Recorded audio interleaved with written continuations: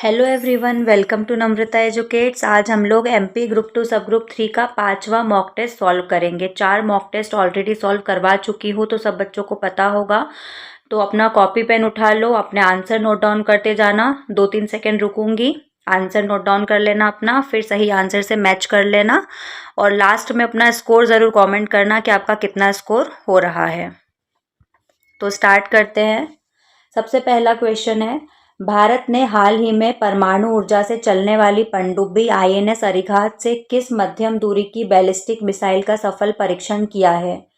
K-15, K-4, अग्नि 5 या फिर ब्रह्मोस? जल्दी से आंसर नोट डाउन करो, आंसर बताओ क्या आंसर होगा इसका। India recently successfully test fired which intermediate range ballistic missile from the nuclear powered submarine INS Arihant? तो इसका सही आंसर होगा ऑप्शन बी, K-4। ठीक है, K-4 एक परमाणु क्षम मध्यम दूरी की बैलिस्टिक मिसाइल है जिसकी मारक क्षमता कितनी है? 3500 किलोमीटर है, ये भी याद रखना। भारत के परमाणु तिकड़ी जो न्यूक्लियर ट्रायड है को उसको मजबूत करने के लिए बंगाल की खाड़ी में आईएनएस अरिहंत से इसका परीक्षण किया गया। सेकेंड क्वेश्चन है, दिसंबर 2025 में दिल्ली सरकार द्वारा डेटा आधारित निर्णय लेने में सक्षम बनाने के लिए कौन सा डिजिटल गवर्नेंस डैशबोर्ड लॉन्च किया गया? ई सेवा 2.0, दर्पण 2.0, प्रगति 2025 या फिर दिल्ली डिजिटल? तो इसका सही आंसर होगा ऑप्शन बी, दर्पण 2.0। दर्पण 2.0 को राष्ट्रीय सूचना विज्ञान केंद्र एनआईसी द्वारा विकसित किया गया है। ये दिल्ली में सरकारी जवाबदेही और सेवा वितरण में सुधार के लिए वास्तविक समय रियल टाइम विश्लेषण प्रदान करता है। हाल ही में किस देश ने दुनिया के सबसे बड़े परमाणु ऊर्जा संयंत्र काशिवाजाकी करीवा को फिर से शुरू करने की अनुमति देने के लिए अंतिम कदम उठाए हैं? चाइना, रशिया, जापान या फिर जर्मनी? तो इजी है, अगर आपको नहीं भी आता हो तो भी आपको नाम से समझ में आ रहा होगा, काशिवाजाकी करीवा, है ना। तो इसका सही आंसर हो जाएगा ऑप्शन सी, जापान। इस तरह के नाम जापान में ही सुनने को आते हैं। आपने बचपन में वो कार्टून देखा होगा, डोरेमोन, शिनचैन, है ना, उसमें इस तरह के नाम यूज होते थे। जापान अपनी ऊर्जा मांगों को पूरा करने और कार्बन उत्सर्जन को कम करने के लिए फुकुशिमा आपदा के लगभग 15 साल बाद, ठीक है, फुकुशिमा आपदा के लगभग 15 साल बाद काशिवाजाकी करीवा संयंत्र को फिर से शुरू कर रहा है।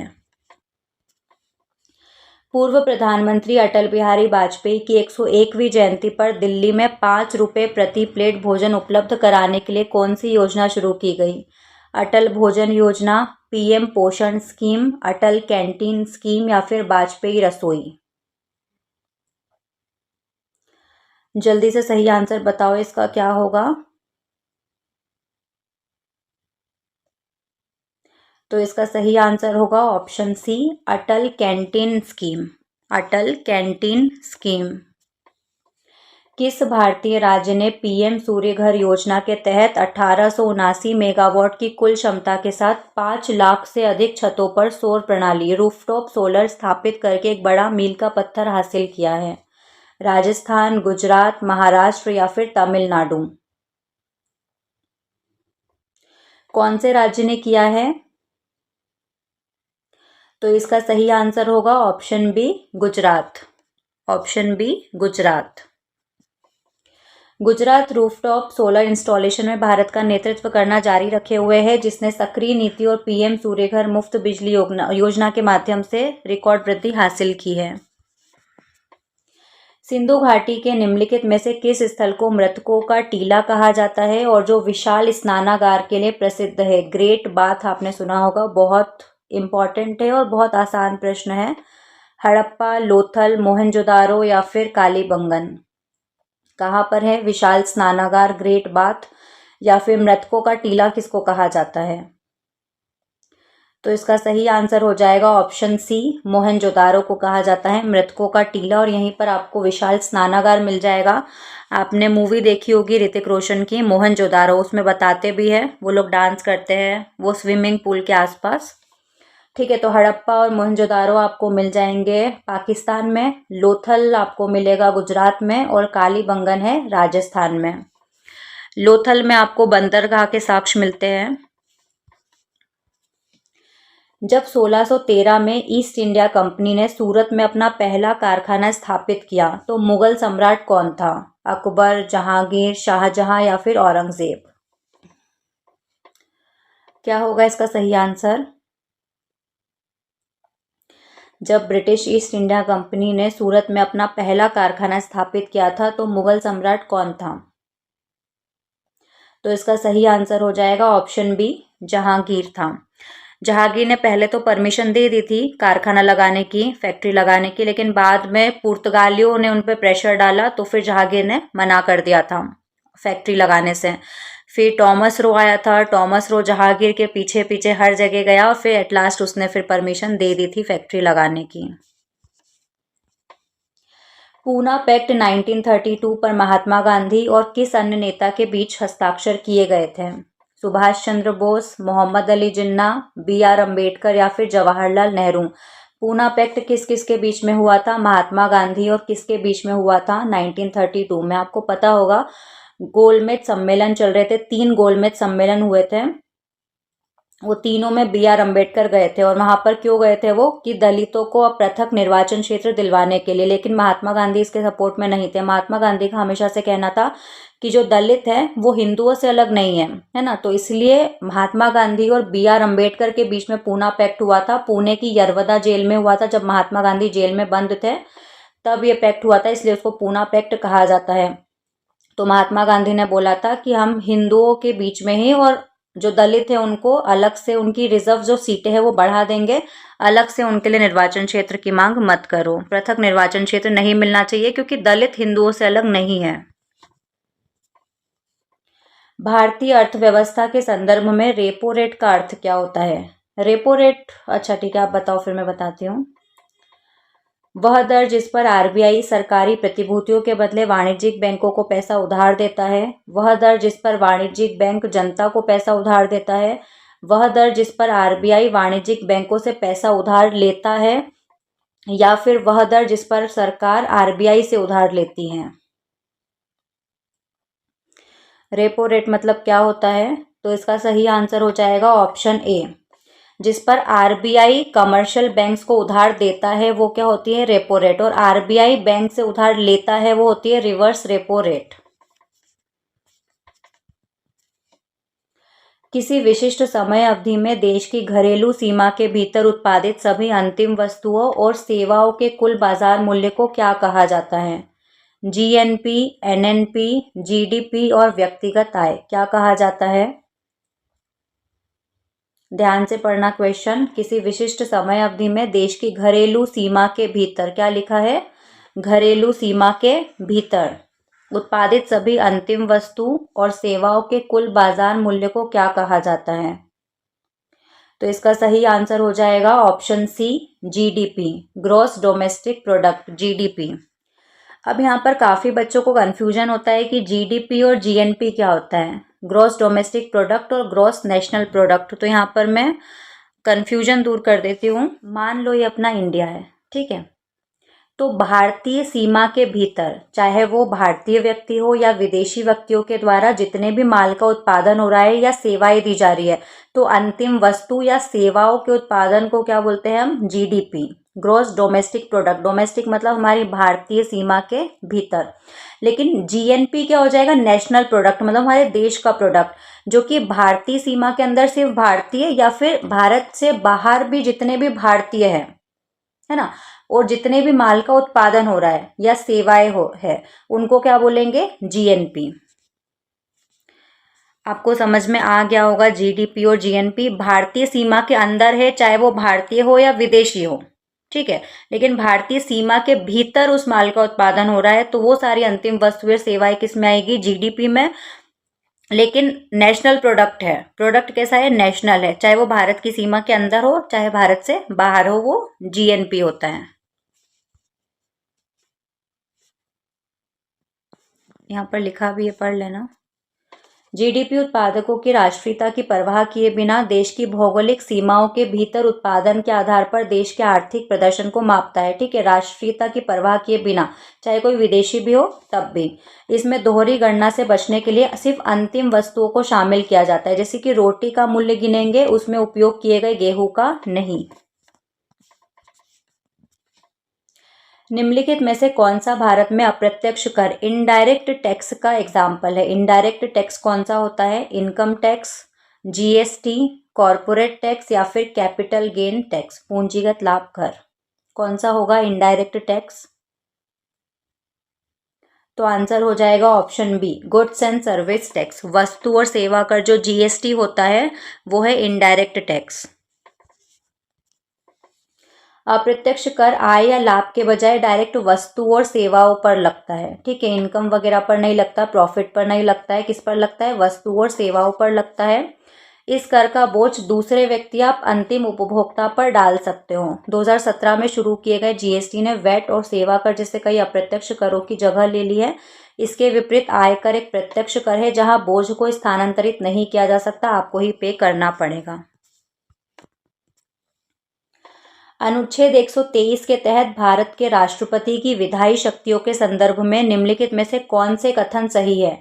ये 3 कथन दिए हैं और फिर नीचे हैं, आपको बताना है कौन से सही है कौन से गलत है, छांटना है आपको। तो आपको पता होना चाहिए सबसे पहले तो कि आर्टिकल 123 में क्या है। आप लोग पढ़ लो, फिर मैं बताती हूँ। तो पहला कथन है, एक अध्यादेश तब भी जारी किया जा सकता है जब संसद के दोनों सदनों में से एक का सत्र चल रहा हो। अध्यादेश का उपयोग किसी भी मौलिक अधिकार को कम करने या छीनने के लिए नहीं किया जा सकता। और तीसरा है, अध्यादेश प्रख्यापित करने का राष्ट्रपति का निर्णय न्यायिक समीक्षा से मुक्त होता है। तो पहला वाला सही है, पहला दूसरा सही है, दूसरा तीसरा सही है, या पहला दूसरा तीसरा तीनों सही है, आपको बताना है। क्वेश्चन थोड़ा बड़ा है, पढ़ लो आराम से।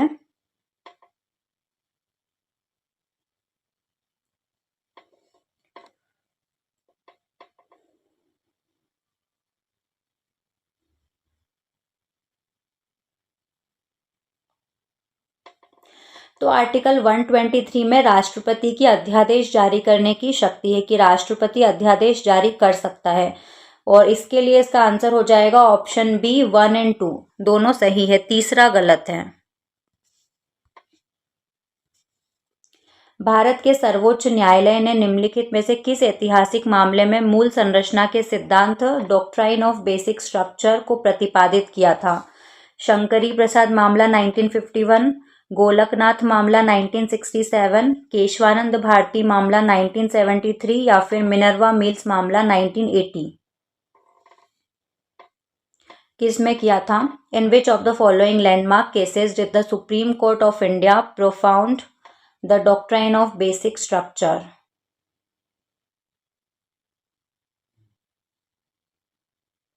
तो इसका सही आंसर हो जाएगा option C, Kesavananda Bharati case 1973। धर्म राजेश्वर स्मारक, जो एलोरा के कैलाश मंदिर के समान अपनी रॉक कट वास्तुकला के लिए जाना जाता है, मध्य प्रदेश के किस प्राचीन शहर से संबंधित है? महिष्मती, बेसनगर, दशपुर या फिर अवंती? धर्म राजेश्वर की गुफाएं हैं, कहाँ पर है वो? तो इसका सही आंसर हो जाएगा ऑप्शन सी, दशपुर, जो कि आज का मंदसौर है। मंदसौर का पुराना नाम क्या था? दशपुर। आप मंदसौर जाओगे तो वहां पर आपको धर्म राजेश्वर की गुफाएं मिलेगी। मैं गई थी 2-3 साल पहले। महिष्मती तो महेश्वर है आज का, बेसनगर विदिशा को कहा जाता था, और अवंती मतलब उज्जैन। 1956 में राज्यों के पुनर्गठन से पहले वर्तमान भोपाल राज्य को राज्यों की किस श्रेणी के तहत वर्गीकृत किया गया था? Part A, part B, part C या फिर पार्ट डी? तो आपको पता होगा जब राज्यों का पुनर्गठन हुआ था तब मध्य प्रदेश को 3 पार्ट में डिवाइड किया था। उसमें से भोपाल को कौन से पार्ट में रखा था, ए, बी या सी। डी तो एलिमिनेट हो गया, डी पार्ट था ही नहीं मध्य प्रदेश के लिए। मध्य प्रदेश को 3 पार्ट में डिवाइड किया था, ए, बी और सी। तो अब आपको बताना है कि भोपाल को कौन से पार्ट में रखा था। तो इसका सही आंसर हो जाएगा ऑप्शन सी, पार्ट सी में रखा था भोपाल को, विंध्य प्रदेश के साथ में। पार्ट ए में बराड़, छत्तीसगढ़ और सेंट्रल प्रोविंस वाला एरिया था। पार्ट बी में मध्य भारत वाला था, ठीक है, और पार्ट सी में विंध्य प्रदेश के साथ में भोपाल को रखा था।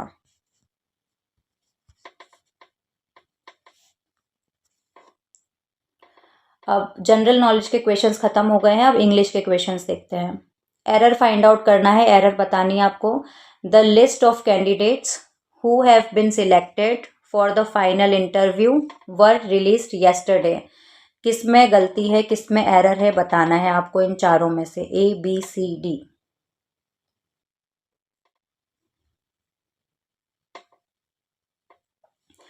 तो इजी है बहुत, काफ़ी बार बता चुकी हूँ मैं आपको। ऑप्शन डी इसका सही आंसर हो जाएगा, क्योंकि यहाँ पर वर रिलीज येस्टरडे नहीं आएगा, यहाँ पर वॉज का यूज़ होगा, वॉज का, ठीक है, वर्ड नहीं आएगा। यहाँ पर इनके एक्सप्लेनेशन भी लिखे हैं, तो आप पढ़ लेना कि कौन से ग्रामर का रूल का यूज़ हुआ है। एरर फाइंड आउट करनी है। The CEO requested the managers to submit their reports promptly and that they attend the meeting. चारों में से किस में गलती है, किस में एरर है, वो बताना है आपको, ए, बी, सी या फिर डी में।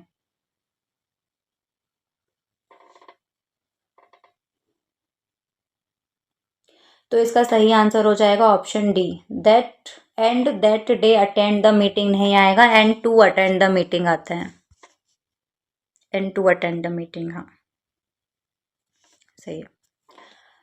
If I would have known about the rescheduled flight, would have reached earlier। चारों में से किस में एरर है वो बताना है आपको।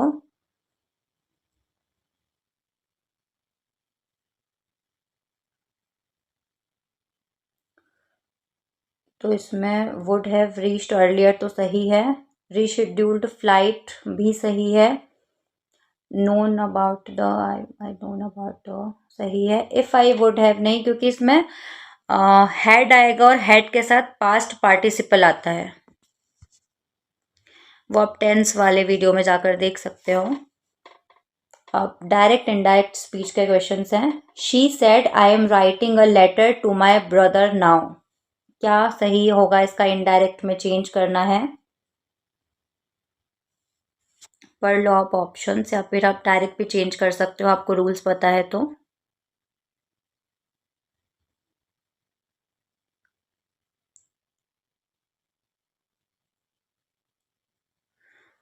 ऑप्शन बी इसका करेक्ट आंसर हो जाएगा। She said that she was writing a letter to her brother then, है ना। यहाँ पर पढ़ लेना कौन से रूल्स है। प्रेजेंट कंटिन्यूअस एम राइटिंग किस में चेंज हो गया है, पास्ट कंटिन्यूअस में, वॉज राइटिंग में। प्रोनाउन आई शी में चेंज हो गया है, नाउ देन में चेंज हो गया है, ठीक है, तो ये पढ़ लेना आप। चूज द करेक्ट, वही चेंज करना है। The teacher said to the student have you completed your homework. Interrogative है।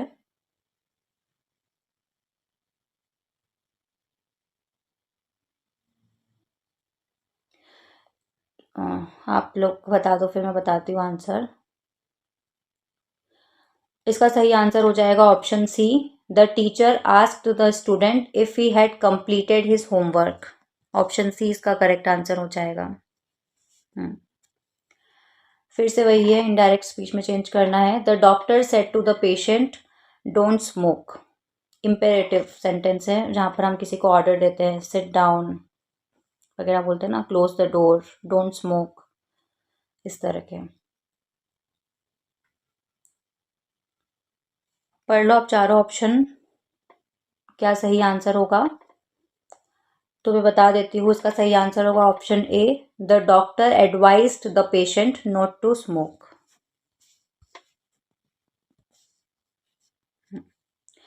विच of the following is incorrectly spelled. किसकी स्पेलिंग गलत है वो बताना है आपको। हायरार्की, रिसीव, डिसिप्लिन या फिर कैरेबियन। जल्दी से देखो किसकी स्पेलिंग गलत है। एक बार को देखने पे तो सबकी सही लगती है, स्पेलिंग की सही है। तो इसका सही आंसर हो जाएगा ऑप्शन बी, रिसीव। रिसीव की स्पेलिंग गलत है क्योंकि यहाँ पर ई पहले आएगा, आई बाद में आता है। रिसीव की स्पेलिंग क्या होती है? RECEIVE, receive. गलत स्पेलिंग बतानी है, किसकी स्पेलिंग गलत है? मिसलीनियस, प्रिविलेज, परसिवरेंस या फिर हैंडकरचिफ। किसकी स्पेलिंग गलत है इन चारों में से? तो मिसलीनियस की सही है, प्रिविलेज की सही है, परसिवरेंस की भी सही है, हैंडकरचिफ की गलत है क्योंकि ये आई पहले आता है, ई बाद में आता है। बाकी पूरी स्पेलिंग सही है इसकी भी। What is the meaning of the idiom to burn the candle at both ends?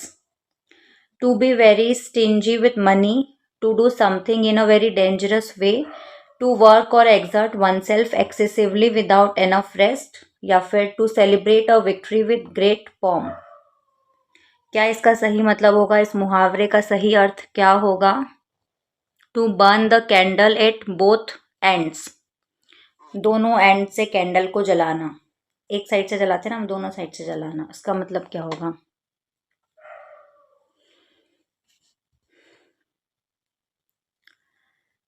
तो इसे वो बहुत अच्छे से समझ पाएंगे जो जॉब के साथ तैयारी कर रहे हैं, जो जॉब भी करते हैं, दिन में जॉब करते हैं और रात में पढ़ाई करते हैं।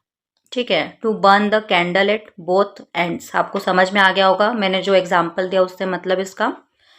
तो इसका सही आंसर हो जाएगा ऑप्शन सी, टू वर्क और exert one self excessively without enough rest, बिना रेस्ट लिए एक्सेसिवली काम करना, मेहनत करना, हार्डवर्क करना, है ना। Idiom describe someone who is over working themself often by standing up late, waking up very early, है ना, और by balancing too many demanding task at once.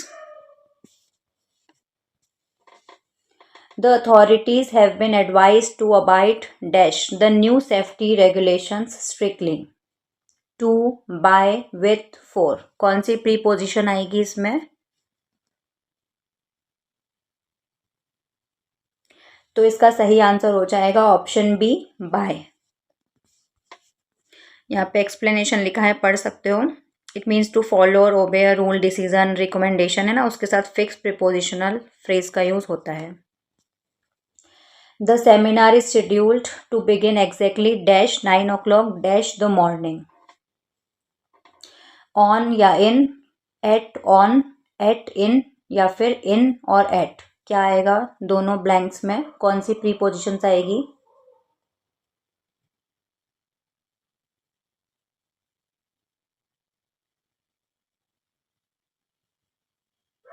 जब भी इसे फिक्स टाइम बताना हो, 9 o'clock, 8 o'clock, तो उसके साथ एट का यूज होता है।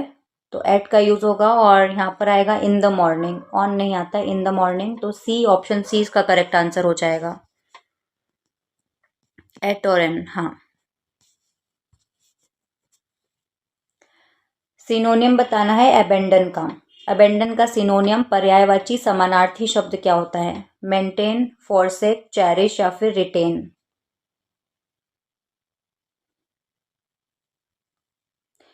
तो अबेंडन का सिनोनियम हो जाएगा ऑप्शन बी, फॉरसेक।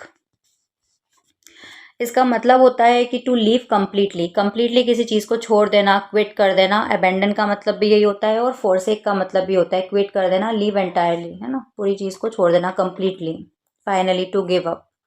और बाकी का मतलब होता है ऑल इन्वॉल्व कीपिंग और केयरिंग फॉर समथिंग, है ना, रखना, छोड़ना नहीं। सिनोनियम बताना है कैंडिड का। कैंडिड का सिनोनियम क्या होता है? डिसेप्टिव, फ्रैंक, एरोगेंट या फिर इवेसिव।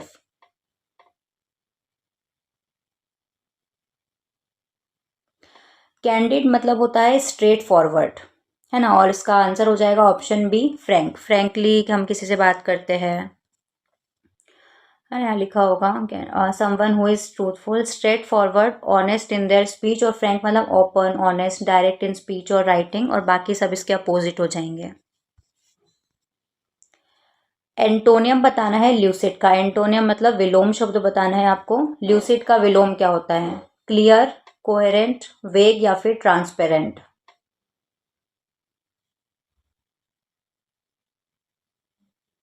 तो इसका आंसर हो जाएगा ऑप्शन सी, वेग। क्योंकि लूसिड का मतलब क्या होता है? लूसिड मतलब होता है कि expressed clearly, easy to understand, और वेग का मतलब इसका पूरा अपोजिट होता है, ठीक है, नॉट क्लियरली एक्सप्रेस्ड और डिफाइंड। अब इंग्लिश के क्वेश्चंस खत्म हो गए हैं, साइंस के क्वेश्चंस करते हैं। रात के आकाश में तारों के टिमटिमाने के लिए कौन सी घटना जिम्मेदार है?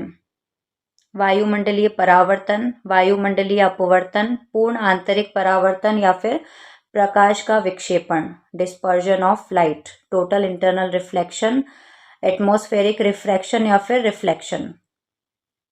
किसकी वजह से ऐसा लगता है कि तारे टिमटिमा रहे हैं? एक्चुअल में तारे टिमटिमाते नहीं हैं।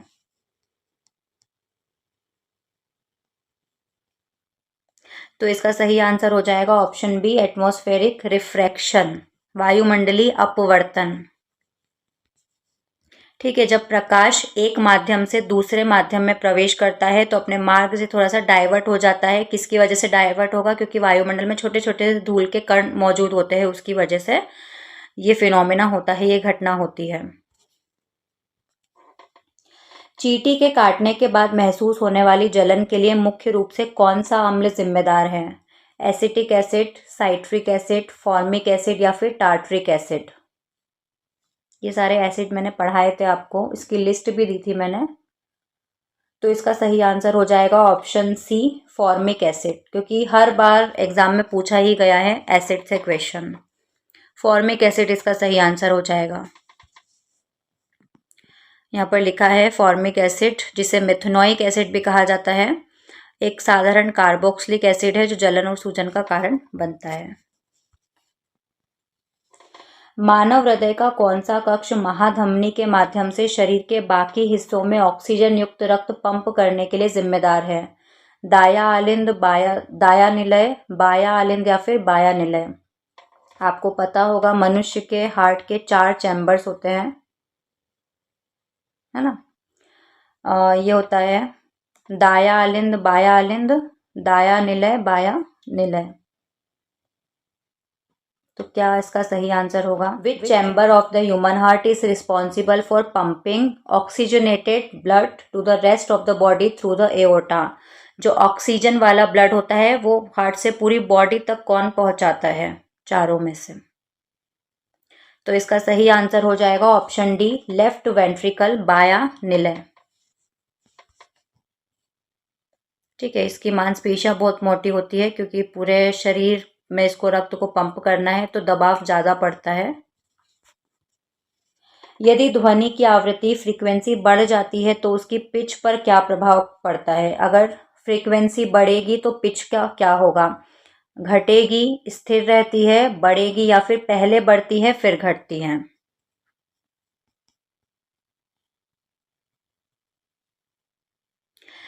पिच का मतलब मैं बता देती हूँ यहाँ पर। पिच मतलब होता है आवाज़ पतला या मोटा होना। पिच अगर ज़्यादा है तो आवाज़ पतली होती है, पिच अगर कम है तो आवाज़ मोटी होती है। जैसे लड़कियों की आवाज़ की पिच हाई होती है क्योंकि उनकी आवाज़ पतली होती है, लड़कों की आवाज़ मोटी होती है मतलब पिच कम होती है। लड़कियों की आवाज़ मच्छर की आवाज़, है ना, पिच हाई, आवाज़ पतली। लड़कों की आवाज़ शेर के दहाड़ने की आवाज़, ठीक है, पिच कम, आवाज़ मोटी। तो फ्रीक्वेंसी अगर बढ़ेगी तो पिच भी बढ़ेगी। तो ऑप्शन सी इसका करेक्ट आंसर हो जाएगा। निम्नलिखित में से कौन सा कोशिकांग पादप कोशिकाओं में मौजूद होता है लेकिन जंतु कोशिकाओं में नहीं होता है? प्लांट सेल में होता है लेकिन एनिमल सेल में नहीं होता है, क्या? माइटोकॉन्ड्रिया, राइबोसोम, क्लोरोप्लास्ट हरित लवक या फिर अंतःप्रद्रव्य जालिका एंडोप्लाज्मिक रेटिकुलम? क्या पादप कोशिकाओं में होता है? इन चारों में से प्लांट सेल में तो होता है लेकिन एनिमल सेल में नहीं होता है। तो बहुत ही आसान प्रश्न है, इसका आंसर हो जाएगा ऑप्शन सी, क्लोरोप्लास्ट, जिसमें क्लोरोफिल होता है और इसी की वजह से पौधे प्रकाश संश्लेषण करते हैं, फोटोसिंथेसिस की प्रोसेस द्वारा अपना भोजन का निर्माण स्वयं करते हैं, जो कि जंतु नहीं कर पाते हैं।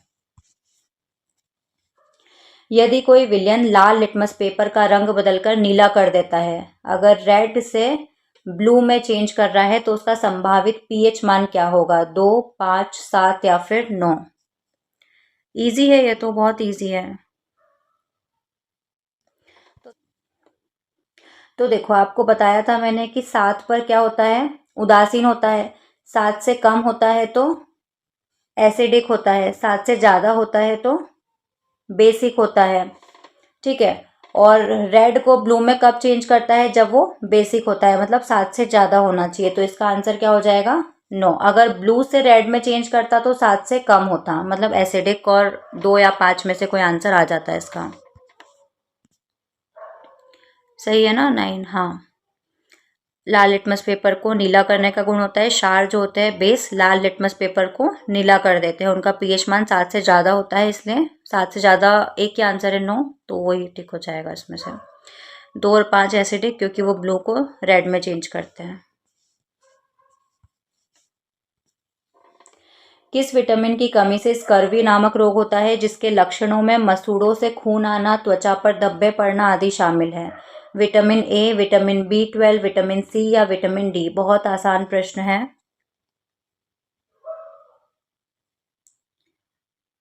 आज बहुत लेट हो गया है, 12:30 1 बज गए रात के, और कुत्ते बहुत भौंक रहे हैं आज बाहर, उनकी आवाज़ आ रही है बार बार।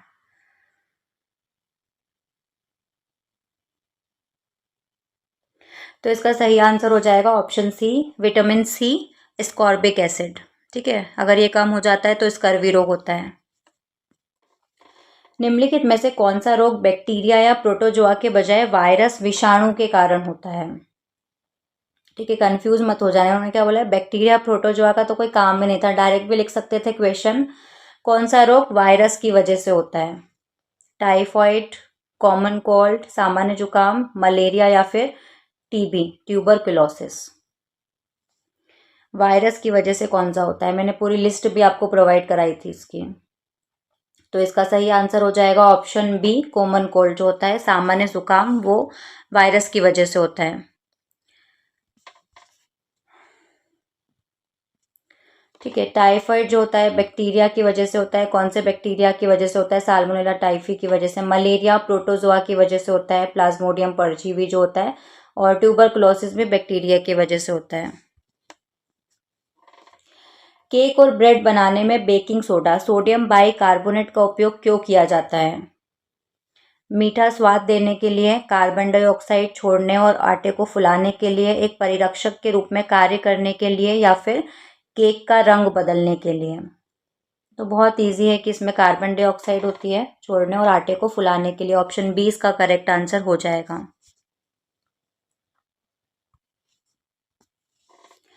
पीछे के ट्रैफिक को देखने के लिए वाहनों में रियर व्यू मिरर के रूप में किन दर्पणों का उपयोग किया जाता है? प्लेन मिरर का, कॉनकेव मिरर का, कॉन्वेक्स मिरर का या फिर सिलेंड्रिकल मिरर का? किस टाइप के मिरर का यूज करेंगे? कार के जो साइड ग्लास होते हैं, रियर व्यू मिरर जो होते हैं पीछे का देखने के लिए, कौन से दर्पण का यूज किया जाता है?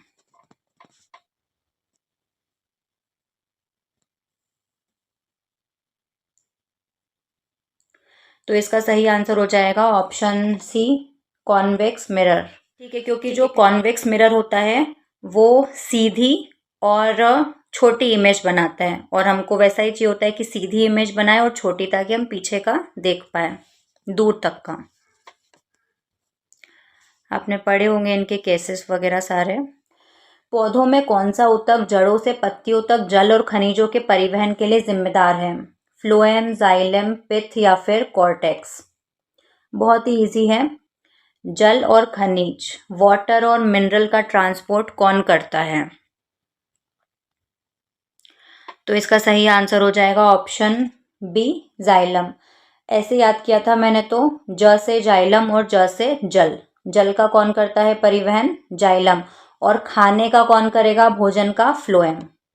ठीक है, जाइलम फ्लोएम दो होते हैं, तो जल का कौन करेगा? जाइलम। और खाने का कौन करेगा? फ्लोएम। और ये भी याद रखना, जो जल है वो नीचे से हमेशा ऊपर एक डायरेक्शन में ही चलता है। जाइलम कहाँ से कहाँ तक ले जाएगा? जल और खनिजों को एक डायरेक्शन में, नीचे से ऊपर तक। और खाना अलग अलग डायरेक्शन में जाता है, पत्तियों से नीचे ऊपर हर डायरेक्शन में जाता है। मानव आँख का कौन सा भाग पुतली के आकार को समायोजित करके आँख में प्रवेश करने वाले प्रकाश की मात्रा को नियंत्रित करता है? रेटिना, कॉर्निया, परितारिका, आइरिस या फिर दृष्टि तंत्रिका, optic nerve? Which part of the human eye controls the amount of light entering the eye by adjusting the size of pupil? जितना भी प्रकाश हमारी आंखों में जा रहा है तो हमारी आंख की पुतली कभी छोटी हो जाती है, कभी फैलाव हो जाता है उसमें, तो कौन इसको कंट्रोल करता है? जैसे कि आपने देखा होगा जब भी हम सुबह सुबह उठते हैं और किसी ने अगर लाइट ऑन कर दी है ना, तो आंखें बहुत छोटी छोटी हो जाती है हमारी। तो किसकी वजह से होता है ये? ऑप्शन सी, आइरिस की वजह से। परितारिका इसको कंट्रोल करती है। उस प्रक्रिया को क्या कहा जाता है जब कोई ठोस तरल अवस्था से गुजरे बिना सीधे गैस में चेंज हो जाता है? इवेपोरेशन, वाष्पीकरण, कंडेंसेशन, संघनन, सब्लिमेशन, ऊर्ध्वपातन या फिर मेल्टिंग, गलनांक?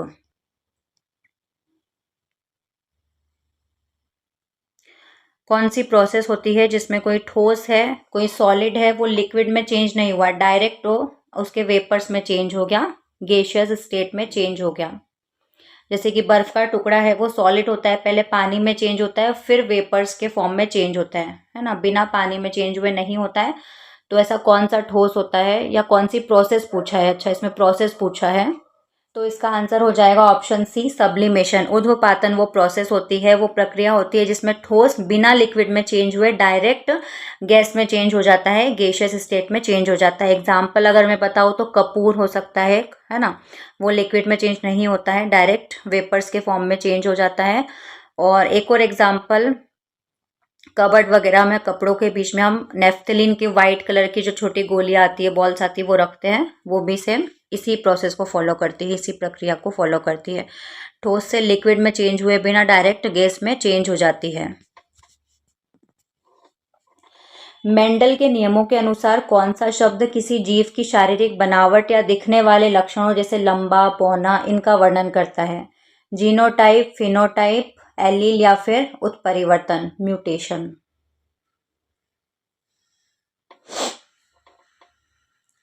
तो देखो, लंबा या बौना ये हमको दिख रहा है ना, विजिबल है, विजिबल है, तो उसका आंसर क्या होगा? फिनोटाइप, है ना।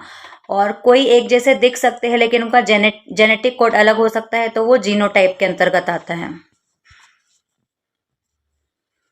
ना। Phenotype refers to the visible characteristics, जो हमको दिखती है, विजिबल है ना। हाइट, आई कलर, ये दिखते हैं हमको, किस में अलग है, किस में सेम है, तो इसलिए फिनोटाइप इसका आंसर हो जाएगा। मानव मादा प्रजनन प्रणाली में शुक्राणु द्वारा अंडे का निषेचन, फर्टिलाइजेशन आमतौर पर कहाँ होता है? गर्भाशय में, अंडाशय में, फेलोपियन ट्यूब में या फिर योनि वजाइना में? शुक्राणु मतलब अच्छा, स्पर्म। ये जो स्पर्म है वो एग को कहाँ पर फर्टिलाइज करता है? जो स्पर्म है वो एग को कहाँ पर फर्टिलाइज करता है, ये पूछा है क्वेश्चन में। तो इसका आंसर हो जाएगा option C, fallopian tube. Fallopian tube में करता है। निम्नलिखित में से किसे अस्थिर मेमोरी, वोलेटाइल मेमोरी माना जाता है, जिसका अर्थ है कि कंप्यूटर बंद होते ही इसकी सामग्री मिट जाती है? अब कंप्यूटर के क्वेश्चन स्टार्ट हो गए हैं, अपने साइंस के खत्म हो गए। तो बताओ आंसर क्या होगा? कौन सी अस्थिर मेमोरी है जिसका अर्थ है कि कंप्यूटर बंद होते ही उसकी सामग्री खत्म हो जाएगी? जैसे ही कंप्यूटर स्विच ऑफ होगा सामग्री मिट जाएगी। HDD, रोम, रैम या फिर CD? तो इसका सही आंसर हो जाएगा option C, random access memory. जो रैम होती है वो वॉलेटाइल मेमोरी होती है, परिवर्तनीय मेमोरी होती है, कंप्यूटर बंद होते ही उसकी सामग्री खत्म हो जाती है। निम्नलिखित में से कौन सा ओपन सोर्स ऑपरेटिंग सिस्टम का एक उदाहरण है? विंडोज 11, लाइनेक्स, मैक ओएस या फिर iOS? ओपन सोर्स का मतलब होता है जिसमें आप भी कुछ मॉडिफिकेशंस कर सकते हो।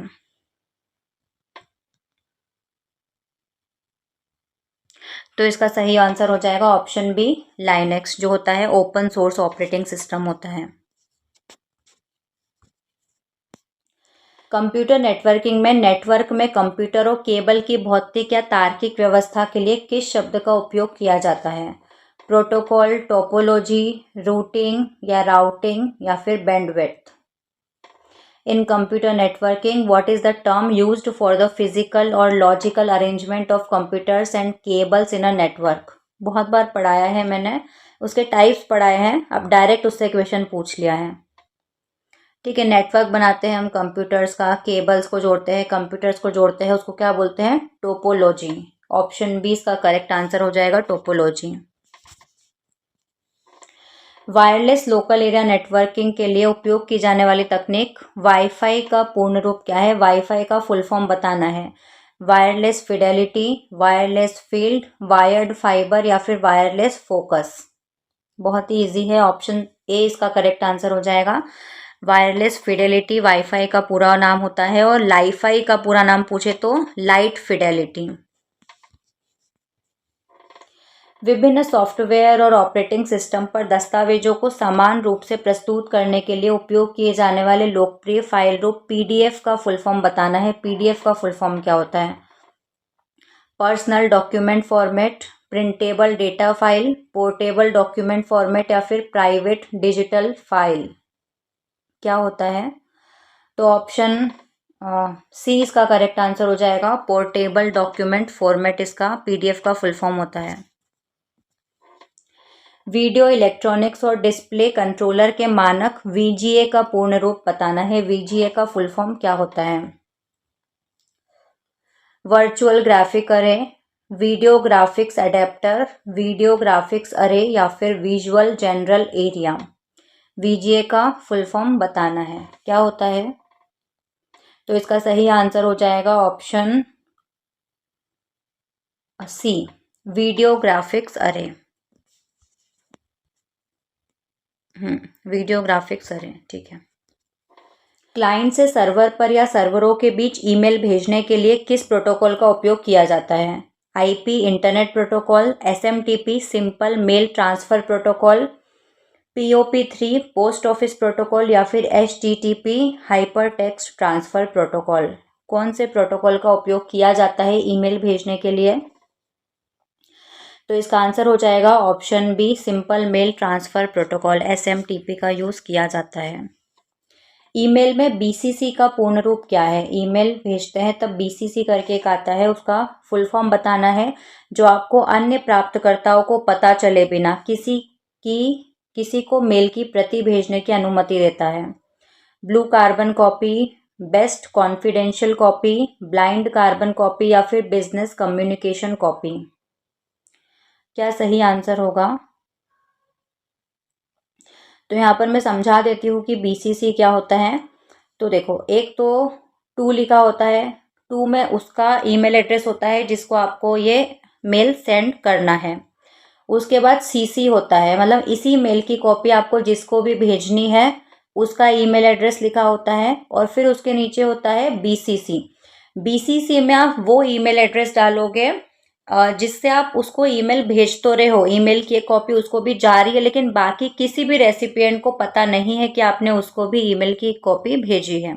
ठीक है, CC में जिसके भी ईमेल एड्रेस लिखे होंगे सबको पता होगा, बाकी सारे रेसिपिएंट्स को, कि आपने इनको भी ईमेल की कॉपी भेजी है। लेकिन BCC में जिनका ईमेल एड्रेस होगा उनके बारे में पता नहीं होगा कि आपने उनको भी ईमेल की कॉपी भेजी है। तो इसका फुल फॉर्म है option C, blind carbon copy. ठीक है, कार्बन कॉपी तो है लेकिन कैसी है? ब्लाइंड की, पता नहीं है किसी भी रेसिपिएंट को कि आपने उसको भी भेजी है। विंडोज और अधिकांश डॉक्यूमेंट एडिटर्स जैसे कि MS वर्ड में किए गए पिछले कार्य को अंडू करने के लिए, पूर्ववत करने के लिए किस शॉर्टकट की का उपयोग किया जाता है? Ctrl+Y, Ctrl+S, Ctrl+Z या फिर Ctrl+X। बहुत ईजी है, तो इसका सही आंसर हो जाएगा ऑप्शन सी, Ctrl+Z, अंडू करने के लिए। उसके बाद उसी काम को फिर से दोहराना है, रीडू करने के लिए Ctrl+Y का यूज किया जाता है। कंप्यूटर में डेटा की सबसे छोटी इकाई कौन सी होती है? बाइट, बिट, निबल या फिर किलोबाइट। बहुत ही ईजी है, तो इसका सही आंसर हो जाएगा ऑप्शन बी, बिट। ठीक है, सबसे छोटी कौन सी होती है? बिट। फिर 4 बिट मिला के एक निबल बनता है। निबल किससे बनता है? 4 बिट से। एक बाइट किससे बनता है? 8 बिट मिलाएंगे तो एक बाइट बनेगा। ठीक है, और 1024 बाइट मिलाएंगे तो 1 किलोबाइट बनेगा, और 1024 किलोबाइट से 1 MB बनता है, और ऐसा आपको पता ही है 1024 MB से 1 GB। कौन सा नेटवर्किंग डिवाइस कई नेटवर्क को एक साथ जोड़ने के लिए उपयोग किया जाता है और आईपी पते का उपयोग करके डेटा पैकेट को उनके सही गंतव्य तक निर्देशित करता है? हब, राउटर, स्विच या फिर मॉडेम? कौन सा नेटवर्किंग डिवाइस होता है? तो इसका सही आंसर हो जाएगा ऑप्शन बी, राउटर। अक्सर उपयोग किए जाने वाले निर्देशों को संग्रहित करके डेटा एक्सेस को तेज करने के लिए सीपीयू और मुख्य रैम के बीच किस प्रकार की हाई स्पीड मेमोरी रखी जाती है? Secondary memory, cache memory, virtual memory, optical memory? Question वही है, घुमा फिरा के पूछा है बस। तो देखो, सीपीयू में कौन सी होती है? रजिस्टर होती है, जो कि मैंने बताया था सबसे फास्ट होती है, और फिर उसके बाद कौन सी आती है बीच में, और फिर रैम होती है। तो सीपीयू में रजिस्टर होती है, तो रजिस्टर और रैम के बीच में कौन सी होती है? Option B, cache memory. ठीक है, रजिस्टर सबसे फास्ट होती है, उसके बाद कैश मेमोरी, फिर रैम आती है, फिर रोम, और फिर बाकी सारी सेकेंडरी मेमोरीज आती है। लोकल एरिया नेटवर्क के भीतर कई कंप्यूटरों को जोड़ने के लिए किस डिवाइस का उपयोग किया जाता है? ये केवल विशिष्ट इच्छित डिवाइस पर डेटा भेजने के लिए मैक एड्रेस का उपयोग करता है। स्विच, हब, रिपीटर या फिर मॉडेम?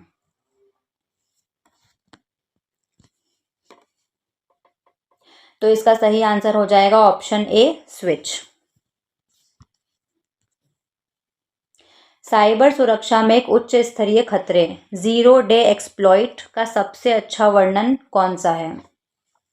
एक वायरस जो साल के पहले दिन ठीक आधी रात को सक्रिय होता है, या फिर एक ऐसा हमला जो सॉफ्टवेयर की उस खामी को लक्षित करता है जो सॉफ्टवेयर विक्रेता के लिए अज्ञात है और जिसका कोई पैच उपलब्ध नहीं है, या फिर जिसे साधारण पासवर्ड क्रैक करने में 0 सेकंड लगते हैं, या फिर जो हर 24 घंटे में सभी सिस्टम पासवर्ड को 0 पर रीसेट कर देता है?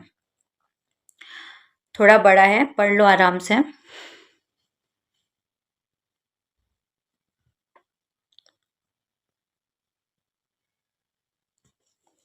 जीरो डे एक्सप्लॉइट मतलब क्या होता है?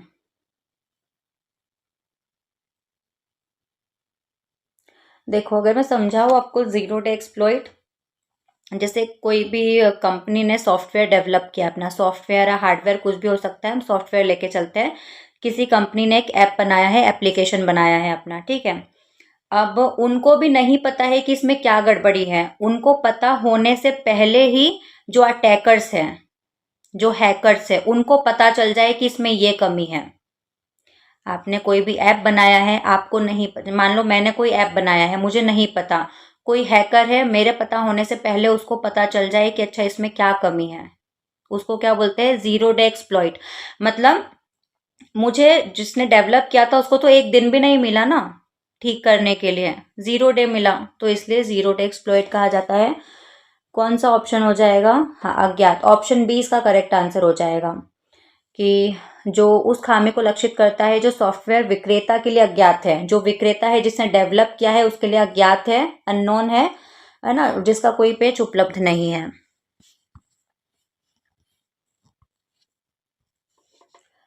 अब अपने कंप्यूटर के क्वेश्चंस कंप्लीट हो गए हैं, रीजनिंग के क्वेश्चंस पढ़ते हैं। निम्नलिखित श्रृंखला को पूरा करना है, कंप्लीट करो। यहाँ पर ब्लैंक की जगह पर क्या आएगा इन चारों में से? बहुत ही इजी है ये तो। एस के बाद टी, टी के बाद यू, यू के बाद वी, फिर डब्ल्यू, तो वी वाला आ जाएगा। देखो एक ही में है वी, ऑप्शन सी इसका करेक्ट आंसर हो जाएगा।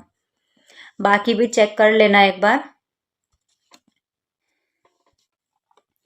उस विकल्प का चयन करें जो तीसरे पद से उसी प्रकार संबंधित है जो दूसरा पद पहले पद से। अच्छा, एनालॉजी का क्वेश्चन है।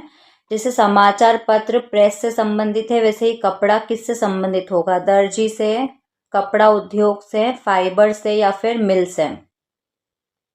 तो बहुत ही इजी है। जैसे कि समाचार पत्र प्रेस में तैयार होता है, वैसे ही कपड़ा कहाँ पर तैयार होता है? मिल में। तो ऑप्शन डी इसका करेक्ट आंसर हो जाएगा। 5 मित्र ABCDE उत्तर की ओर मुख करके एक पंक्ति में बैठे हैं, सिटिंग अरेंजमेंट का क्वेश्चन है। ए बी के बगल में बैठा है, सी डी के बगल में बैठा है, डी ई के साथ नहीं बैठा है, जो बेंच के बाएं छोर पर है डी है। मतलब सी दाएं से दूसरे स्थान पर है, ए बी और ई के दाईं ओर है, ए किस स्थान पर बैठा है वो आपको बताना है, कहाँ पर है ए की पोजीशन।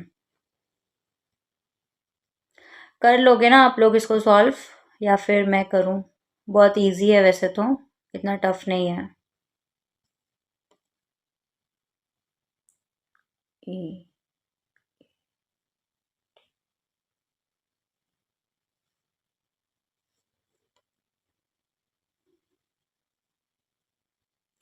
ठीक है, तो आप लोग इसको सॉल्व कर लेना और कमेंट में आंसर बता देना, नहीं आए तो बता देना, मैं आंसर दे दूंगी इसका कमेंट्स में, ठीक है।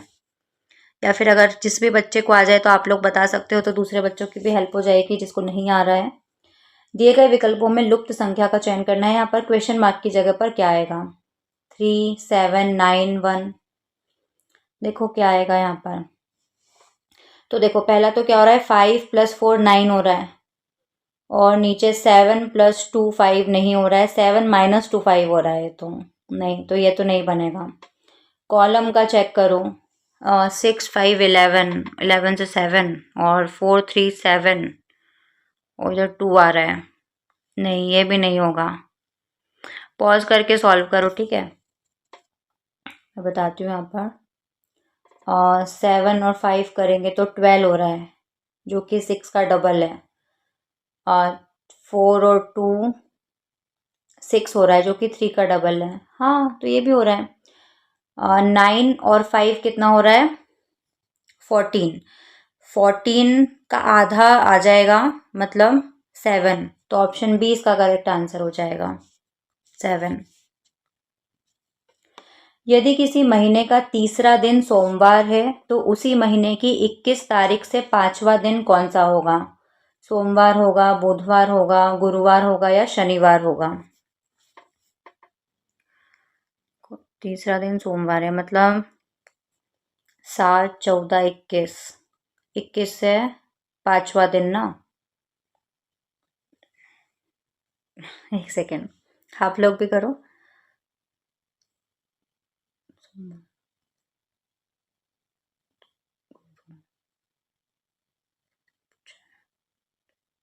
बुधवार, बुधवार आना चाहिए, ऑप्शन बी बुधवार इसका करेक्ट आंसर हो जाएगा। मैंने यहाँ पर अच्छा सॉल्व भी किया है। 3 तारीख सोमवार, 7 दिन जोड़ते जाओ उसमें, ठीक है, तो 26 को बुधवार होगा, 5वें दिन। निम्नलिखित में से कौन से आरेख फर्नीचर, कुर्सी, मेजों के बीच सही संबंध को दर्शाएगा? 1 circle inside another and the third overlapping both 3 separate circles, 2 separate circles inside 1 large circle, या फिर 3 intersecting circles। कैसा डायग्राम बनेगा फर्नीचर, कुर्सी और मेज के लिए? फर्नीचर है, चेयर है और टेबल है। तो देखो चेयर और टेबल तो दोनों एक दूसरे से अलग है, तो 2 सर्कल हो जाएंगे, और ये दोनों किस में आते हैं? फर्नीचर में। चेयर भी फर्नीचर है, टेबल भी फर्नीचर है, तो ये फर्नीचर में। तो 2 separate circle inside 1 large circle, तो ऑप्शन सी इसका करेक्ट आंसर हो जाएगा। यदि एक निश्चित भाषा में ग्लोव को ये लिखा जाता है तो वॉच को क्या लिखा जाएगा? तो लेटर की पोजीशंस देखो, जी 7 नंबर पर आता है, अच्छा तो 7 ही है। एल 12 पर आता है, ओ 15 पर ही आता है, वी 22 और ई 5, वो सेम लेटर की पोजीशन से लिख दी है इन्होंने। वॉच कहाँ पर आएगा? तो वॉच में डब्ल्यू कौन सी पोजीशन पर आता है? डब्ल्यू आता है 23rd पर, तो डी और बी तो एलिमिनेट हो गए। ए आपको पता ही होगा फर्स्ट नंबर पर आता है, तो ऑप्शन ए इसका करेक्ट आंसर हो जाएगा। इसको पूरा करना है तो ये भी इजी है। ए के बाद सी आ रहा है, ए के बाद बी छोड़ा सी आया, सी के बाद डी छोड़ा ई आया, ई के बाद एफ छोड़ा जी आया, जी के बाद एच छोड़ा, एच के बाद क्या आता है? आई। तो आई एक ही ऑप्शन में है, तो ऑप्शन ए इसका करेक्ट आंसर हो जाएगा, IR। दूसरा भी आप चेक कर सकते हो। जलवायु परिवर्तन के बारे में एक बहस के दौरान, क्लाइमेट चेंज को लेकर डिबेट चल रही है, उस दौरान वक्ता ए वैज्ञानिक डेटा प्रस्तुत करता है, वक्ता ए ने क्या करा है, साइंटिफिक डेटा प्रस्तुत किया है। वक्ता बी उत्तर देता है कि हमें वक्ता ए की बात नहीं माननी चाहिए। क्यों? क्योंकि उन्होंने किसी शीर्ष विश्वविद्यालय से स्नातक भी नहीं किया है, ग्रेजुएशन नहीं किया है। वक्ता बी कौन सा तार्किक तर्कदोष कर रहा है? लॉजिकल फैलेसी से ये क्वेश्चन है। स्ट्रॉमैन, एड होमिनेम, स्लीपरी स्लोप या फिर सर्कुलर रीजनिंग, कौन सी लॉजिकल फैलेसी है?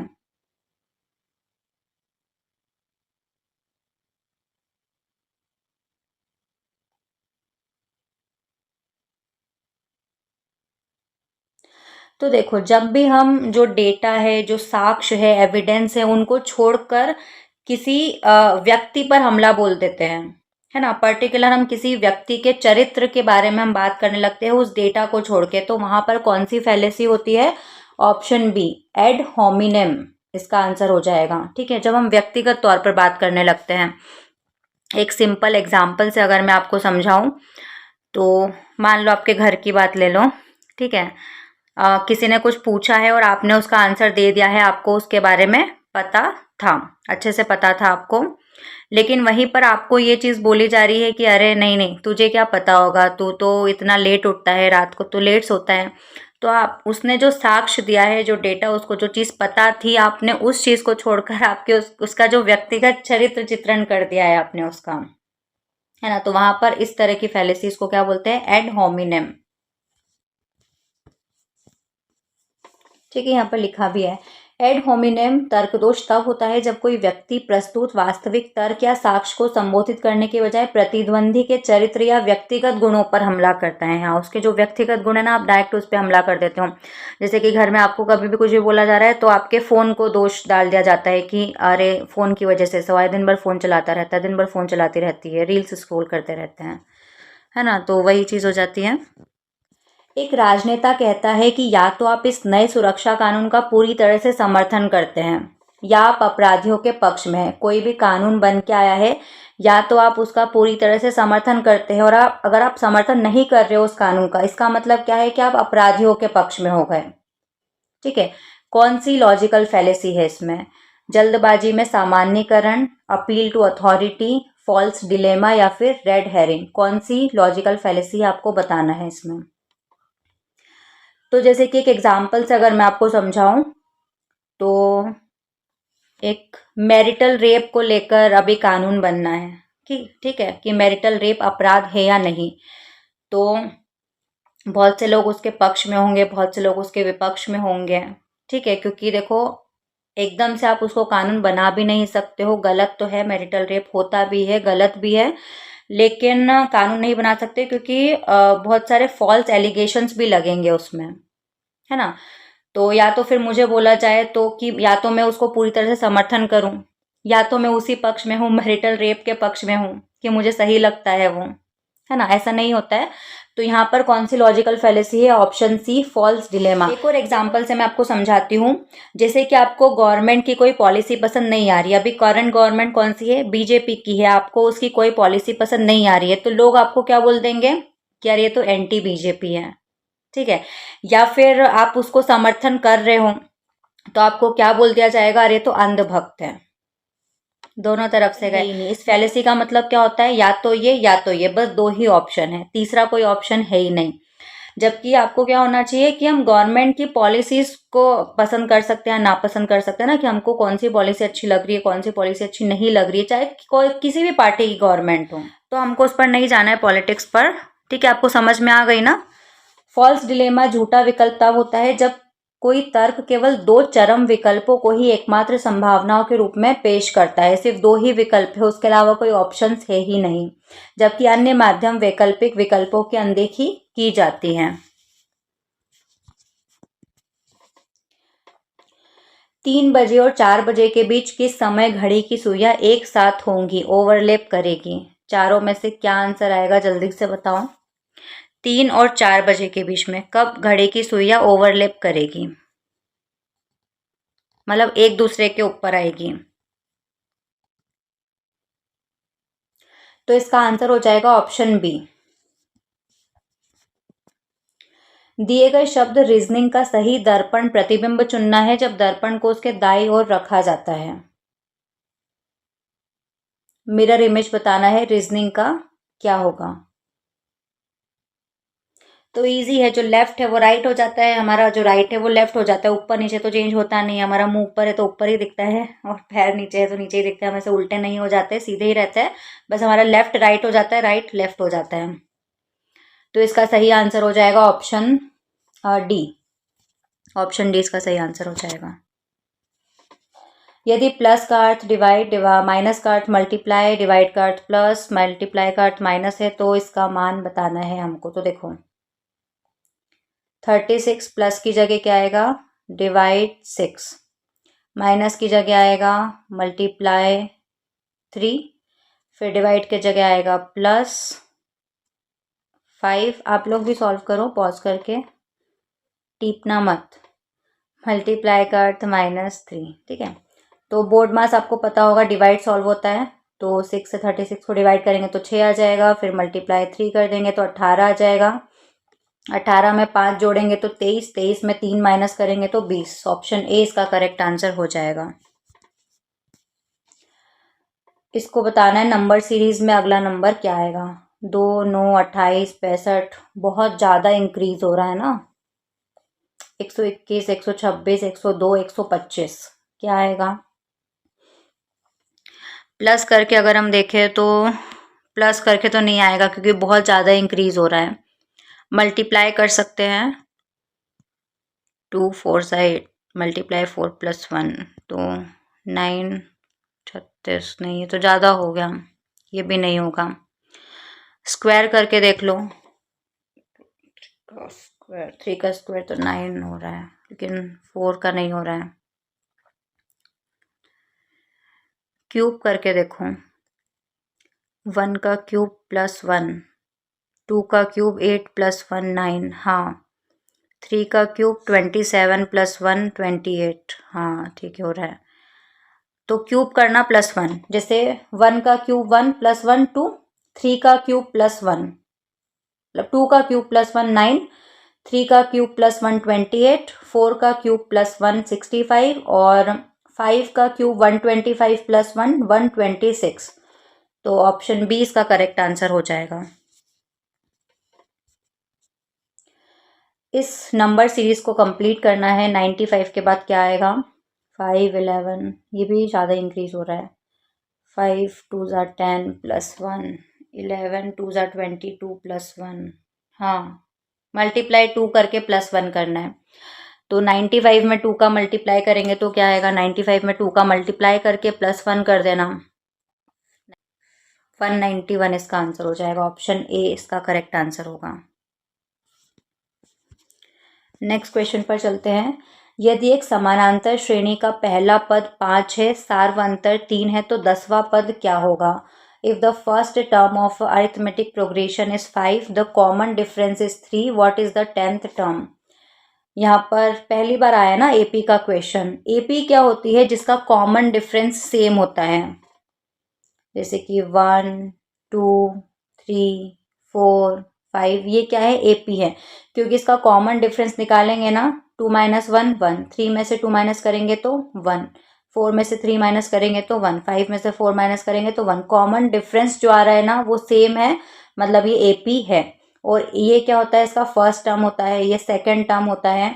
तो वहीं पर आपको बताया है कि इसका फर्स्ट टर्म क्या है, 5 है, और कॉमन डिफरेंस बताया है, ये जो कॉमन डिफरेंस है वो 3 है, तो इसका 10वां टर्म क्या होगा, इस सीरीज का 10वां टर्म बताना है। तो डायरेक्ट एक फॉर्मूला होता है, जिस भी नंबर का आपको टर्म निकालना है, जिस 10वां टर्म निकालना है तो क्या हो जाएगा, a + 9d, उसका एक कम। 10वां निकालना है तो a + 9d, 11वां निकालना होता है तो a + 10d। अब a मतलब फर्स्ट टर्म क्या थी आपकी, 5 + 9, कॉमन डिफरेंस क्या था देख लेते हैं, सार्वंतर 3 है, कॉमन डिफरेंस 3 है, ठीक है। तो 9 × 27, 27 और 5 कितना हो जाएगा, 32। ऑप्शन बी इसका करेक्ट आंसर हो जाएगा। ठीक है, तो 10th टर्म क्या हो जाएगी सीरीज की 32।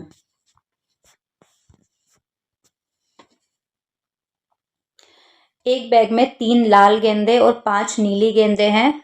एक गेंद को निकाला जाता है तो लाल होने की प्रायिकता बतानी है। तो लाल 3 है तो 3 और नीचे टोटल आ जाएगी 5 और 3 8। तो ऑप्शन सी इसका करेक्ट आंसर हो जाएगा। साधारण ब्याज पर एक राशि 3 वर्षों में 815 रुपए और 4 वर्षों में 854 रुपये हो जाती है। तो मूलधन बताना है आपको, प्रिंसिपल अमाउंट कितना था। ये अमाउंट दिया हुआ है तो सिंपल इंटरेस्ट तो बहुत इजी है, फॉर्मूला लगा देना P into R into T upon 100 वाला। तो देखो P दोनों में सेम रहेगा तो P रख के कर लेना और ऐसा ही आ जाएगा। तो 3 वर्षों का 815 है और 4 वर्षों का 854 है, तो इजीली आंसर आ जाएगा आपका। एक दुकानदार ने एक वस्तु को 2500 में बेचा और वस्तु का क्रय मूल्य खरीदा 2000 में था, तो लाभ प्रतिशत क्या है। तो 2000 में खरीदा, 2500 में बेचा, मतलब 500 रुपए का प्रॉफिट हुआ। 2000 रुपए पे मल्टीप्लाई 100। ठीक है, तो कितना आ जाएगा। तो इसका आंसर बता देती हूँ मैं, ऑप्शन बी 25%। इसके पहले वाले क्वेश्चन का भी आंसर बता देती हूँ मैं। ऑप्शन सी इसका करेक्ट आंसर होगा 698 रुपीज़। यदि 3x plus 7 is equal to 22 है तो x माइनस 2 का स्क्वायर का मान निकालना है। तो यहाँ से x की वैल्यू आ जाएगी 22 में 7 माइनस करना, कितना आएगा 15। 15 में 3 डिवाइड करेंगे तो 5, तो x की वैल्यू 5 आ गई। तो 5 माइनस 2 मतलब 3 का स्क्वायर, मतलब 9 इसका आंसर आ जाएगा। ऑप्शन ए इसका करेक्ट आंसर हो जाएगा। एक छात्र को पास होने के लिए कुल अंकों का 33% प्राप्त करना होता है। उसे 125 अंक मिले हैं और वह 40 अंकों से अनुत्तीर्ण हो गया है। अधिकतम अंक क्या थे, मैक्सिमम मार्क्स कितने थे। तो इसको मैंने सॉल्व किया था। यहाँ पर देखो इसका आंसर क्या हो जाएगा, ऑप्शन बी 500। आप सॉल्व करना बहुत ईजी है। देखो तो पासिंग मार्क्स आर 125 प्लस 40 कितने हो गए 165। 165 किसको रिप्रेजेंट कर रहा है 33% को। तो इसका इक्वल निकाल लेना और इससे डिवाइड कर देना तो आंसर आ जाएगा। What is the distance between the points 3 -4 and -2 8। इन दोनों पॉइंट्स के बीच का डिफरेंस निकालना है, जिसके लिए एक फॉर्मूला होता है दूरी का, x2 माइनस x1 का whole square plus y2 minus y1 का होल स्क्वायर। अब यहाँ पर ये x1 है, ये y1 है, ये x2 है, ये y2 है। फॉर्मूला में पुट करना और आंसर निकाल लेना। मैं आपको आंसर बता देती हूँ। इसका आंसर होगा ऑप्शन बी 13 यूनिट्स। ठीक है, आंसर मैं इसलिए बता रही हूँ ताकि आप लोग चेक कर पाओ कि आपका सही है या गलत है। बाकी फॉर्मूला में पुट करके आप आंसर निकालना, आराम से आपका आंसर आ जाएगा। यदि किसी गोले की त्रिज्या को 2 गुना कर दिया जाए, उसका पृष्ठीय क्षेत्रफल मूल पृष्ठीय क्षेत्रफल का कितना गुना हो जाता है। स्फीयर का सरफेस एरिया, उसको उसकी त्रिज्या r अगर 2 टाइम्स कर दी तो उसका पृष्ठीय क्षेत्रफल कितने गुना हो जाएगा। बहुत इजी है ये तो, डायरेक्ट भी आप बता सकते हो। 2 टाइम्स, 3 टाइम्स, 4 टाइम्स या 8 टाइम्स। तो इसका सही आंसर हो जाएगा option C 4 times. Option C 4 times, क्योंकि अगर रेडियस को डबल करेंगे तो हाँ पृष्ठीय क्षेत्रफल उसका 4 गुना होता है। फॉर्मूला में रख के भी आप देख सकते हो 4 गुना ही हो जाएगा। 5 संख्याओं का माध्य 20 है। यदि एक संख्या को निकाल देंगे तो माध्य 18 हो जाता है। निकाली गई संख्या कौन सी है, 20, 24, 28 या फिर 30। जल्दी से सॉल्व करो।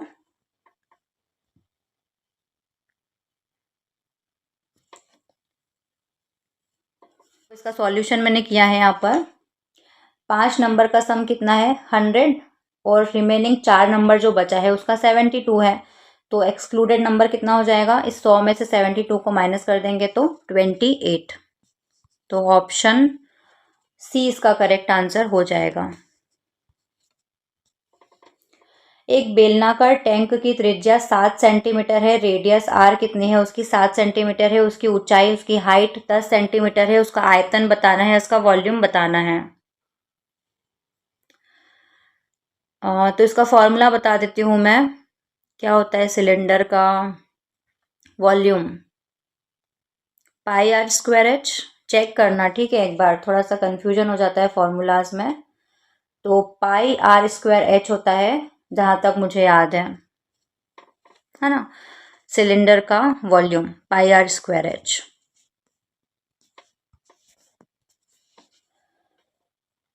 यदि 2 स्क्वायर मतलब 2 की power x minus 3 is equals to 32 है तो x का मान हमको निकालना है। तो 2 की पावर है x माइनस 3 इक्वल में 32। 32 मतलब 2 की पावर 5, बेस सेम होता है तो पावर इक्वल हो जाती है। तो x माइनस 3 इक्वल टू 5 हो गया, ये 3 उधर गया तो प्लस हो गया, तो 5 प्लस 3 कितना हो गया, x की वैल्यू 8। ऑप्शन सी इसका करेक्ट आंसर हो जाएगा। दो ट्रेनें जिनकी लंबाई 150 मीटर और 130 मीटर है, ठीक है, पहली ट्रेन की लंबाई 150 मीटर है, दूसरी ट्रेन की लंबाई 130 मीटर है, समानांतर पटरियों पर विपरीत दिशाओं में चल रही है। एक की गति 42 किलोमीटर प्रति घंटा, दूसरी की जो स्पीड है गति है 30 किलोमीटर प्रति घंटा है। मिलने के क्षण से उन्हें एक दूसरे को पार करने में कितने सेकंड लगेंगे। बहुत ही इजी है, देखो दोनों की लंबाई दी है तो वो डिस्टेंस हो जाएगी और स्पीड हो जाएगी, आपको टाइम निकालना है। तो वही फॉर्मूला लग जाएगा, speed is equals to distance upon time, time इधर चला जाएगा, स्पीड इसके अपॉन में आ जाएगा, तो distance upon speed, time is equals to distance upon speed हो जाएगा। चलो मैं यहाँ पर सॉल्व कर देती हूँ। एक सेकंड रुको। हाँ यहाँ पर है, आंसर कितना आएगा 14 सेकेंड। स्टेप 1 क्या है, रिलेटिव स्पीड है, तो दोनों की स्पीड का सम कितना हो जाएगा 72। इसको मीटर पर सेकंड में चेंज करने के लिए मैंने हमेशा बताया है कि 5/18 से आप मल्टीप्लाई कर दो तो मीटर पर सेकंड में चेंज हो जाएगा। टोटल डिस्टेंस कितनी है, दोनों की लेंथ को प्लस कर दो और फॉर्मूला लगा दो डिस्टेंस अपॉन स्पीड, तो आंसर आ जाएगा। 60 किलोमीटर प्रति घंटा की गति से चल रही एक ट्रेन एक खंबे को 9 सेकंड में पार करती है। ट्रेन की लंबाई आपको बतानी है, देखो स्पीड दिया हुआ है, टाइम दिया हुआ है, इस बार आपको लेंथ मतलब डिस्टेंस फाइंड आउट करनी है। तो डिस्टेंस क्या होता है, speed into time, formula same है, ठीक है। तो आंसर क्या है, 150 मीटर है इसका। सबसे पहले इसकी स्पीड को मीटर पर सेकंड में कन्वर्ट करने के लिए हम 5/18 से मल्टीप्लाई कर देंगे, ठीक है, वही फिर स्पीड इनटू टाइम कर देंगे, स्पीड इनटू टाइम हो जाएगा, तो आंसर आ जाएगा। मैथ्स के खत्म हो गए हैं, हिंदी के क्वेश्चंस देखते हैं। परोपकार शब्द में कौन सी संधि है, दीर्घ संधि है, गुण संधि है, वृद्धि संधि है या फिर यण संधि है। बताओ चारों में से, मैंने आपको इसकी ट्रिक भी बताई थी। जहां पर भी आपको ऐसे ए की मात्रा या सिंगल ओ की मात्रा दिखे वहां पर कौन सी संधि होती है, गुण संधि होती है। तो ऑप्शन बी इसका करेक्ट आंसर हो जाएगा। अत्यधिक शब्द में प्रयुक्त संधि का नाम बताना है। अत्यधिक में कौन सी संधि लगी हुई है, यण संधि, अयादि संधि, वृद्धि संधि या फिर दीर्घ संधि। जल्दी से आंसर करो, क्या होगा इसका आंसर।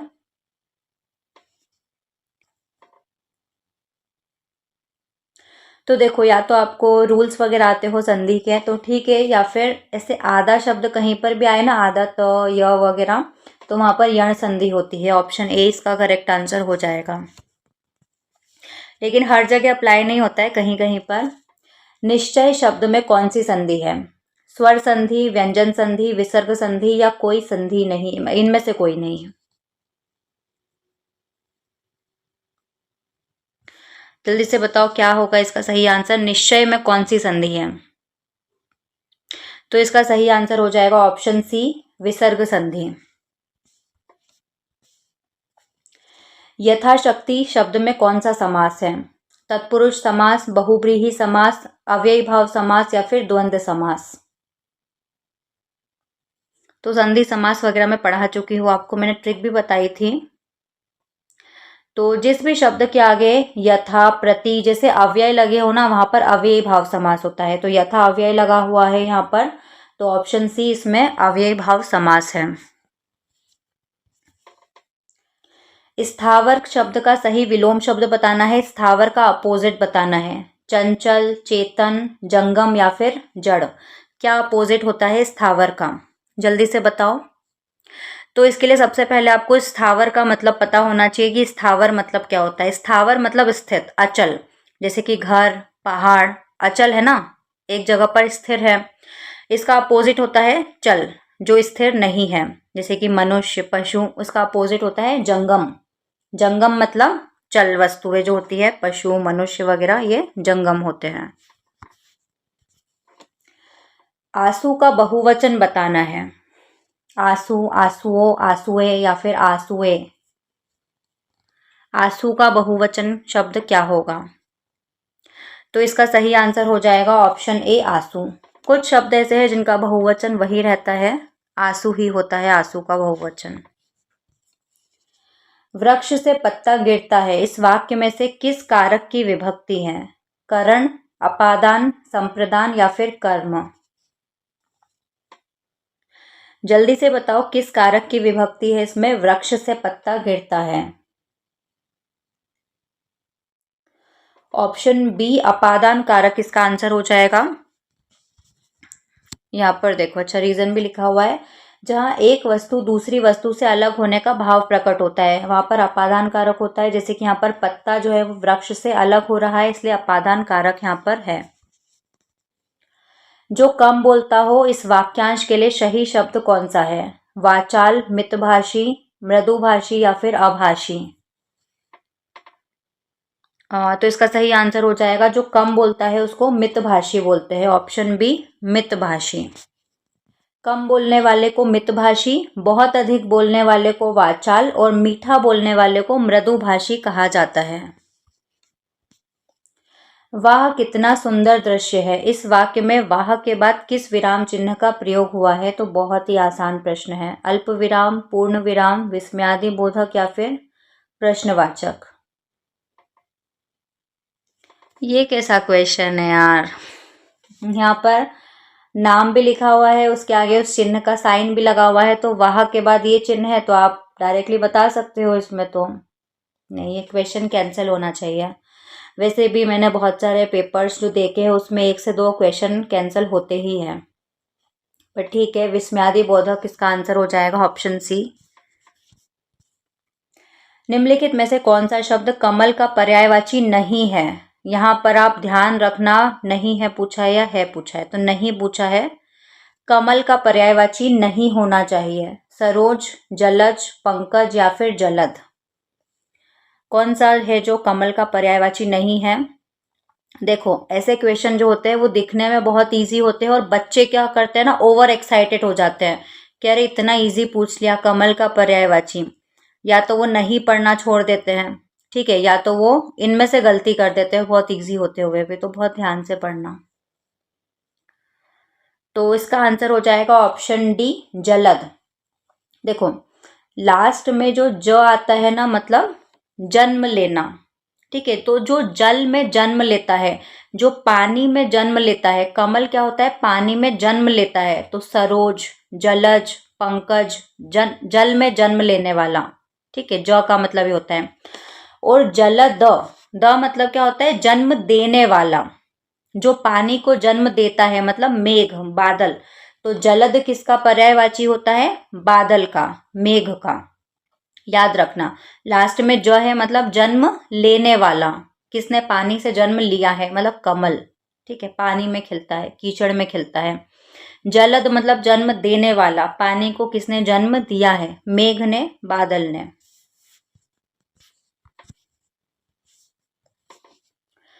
यहाँ पर आपको शुद्ध वाक्य की पहचान करनी है।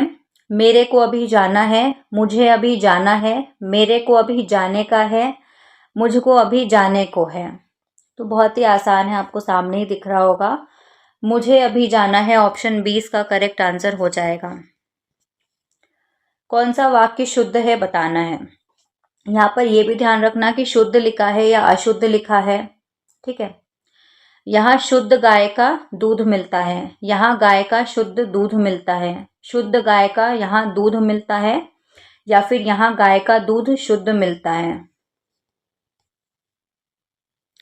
बताइए, ये भी बहुत इजी है। तो ऑप्शन 20 का करेक्ट आंसर हो जाएगा, यहाँ गाय का शुद्ध दूध मिलता है। शुद्ध गाय नहीं होगा, शुद्ध गाय का यहाँ दूध नहीं, यहाँ गाय का दूध शुद्ध मिलता है, ये भी गलत है। ऑप्शन 20 का करेक्ट आंसर होगा। निम्नलिखित में से किस शब्द में 2 से ज्यादा उपसर्गों का प्रयोग हुआ है? पर्यावरण, व्याकरण, दुर्व्यवहार या फिर समन्वय। यहाँ पर क्वेश्चन को ध्यान से पढ़ना। क्या लिखा है, 2 से अधिक उपसर्गों का प्रयोग हुआ है। जितना मैं ऑप्शन में देख रही हूँ, इन चारों ऑप्शन में कम से कम 2 उपसर्गों का प्रयोग तो सभी शब्दों में हुआ है, और एक शब्द ऐसा है जिसमें 3 उपसर्गों का प्रयोग हुआ है, तो वो आपको छांटना है। तो इसका सही आंसर हो जाएगा ऑप्शन सी, दुर्व्यवहार। इसमें 3 उपसर्गों का प्रयोग हुआ है। देखो, दुर, वी और अव, ये 3 उपसर्ग लगे हैं हार के आगे। पर्यावरण में परि और आ 2 उपसर्ग है, व्याकरण में वी और आ 2 उपसर्ग है, समन्वय में सम और अनु 2 उपसर्गों का प्रयोग हुआ है। किस शब्द में ईय प्रत्यय का प्रयोग नहीं हुआ है? यहाँ पर ध्यान से पढ़ना, नहीं हुआ है पूछा है। ईय प्रत्यय नहीं लगा है कौन से शब्द में? मानवीय, भवदीय, पानीय या फिर भारतीय। देखो, बहुत कंफ्यूजन वाला क्वेश्चन है। एक बार को देखने पे आपको सभी में दिख रहा होगा कि ईय प्रत्यय सभी में लगा हुआ है, लेकिन एक शब्द ऐसा है जिसमें ईय प्रत्यय नहीं है।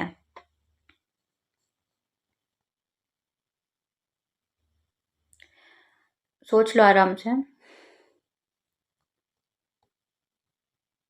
तो इसका सही आंसर हो जाएगा ऑप्शन सी, पानीय।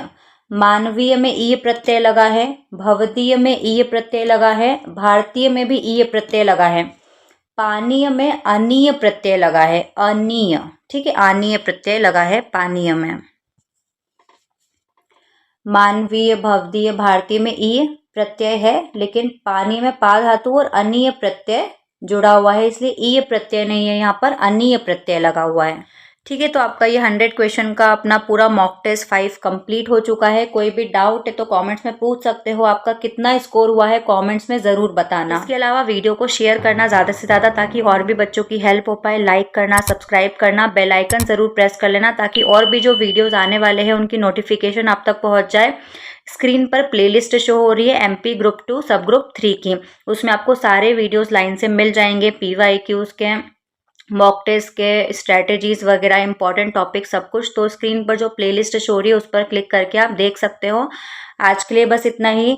और हाँ, लास्ट में आज के लिए बस इतना ही नहीं, बच्चे कमेंट्स में बहुत ज़्यादा बोल रहे थे, जैसे कि मैंने एक वीडियो बनाया था पार्ट बी का, ठीक है, पार्ट बी संबंधित विषय के कौन कौन से टॉपिक आपको पढ़ने हैं, केमिस्ट्री में, मैथ्स में आई थिंक, और मैंने फिजिक्स का बताया था और कुछ सब्जेक्ट्स का बताया था मैंने।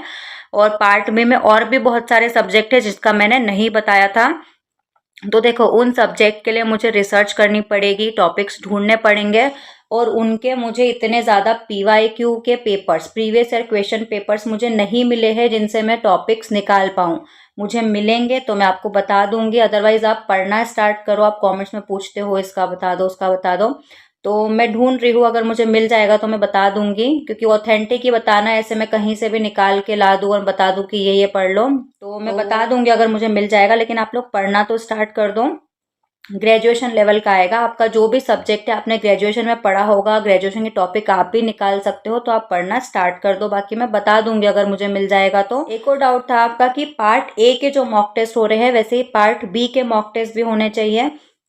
तो देखो, पार्ट बी में 18 पेपर होंगे अलग अलग सब्जेक्ट के, जैसे कि किसी पोस्ट के लिए केमिस्ट्री, फिजिक्स, मैथ्स पूछा जाना है, ठीक है, तो 32-33 क्वेश्चन केमिस्ट्री के, 32-33 क्वेश्चन मैथ्स के, 32-33 क्वेश्चन उसके आएंगे। किसी सब के लिए बायो पूछा जाएगा, जीव विज्ञान, मत्स्य विज्ञान पूछा जाएगा, है ना। किसी में जीव विज्ञान और कृषि विज्ञान है तो 50-50 क्वेश्चन आएंगे।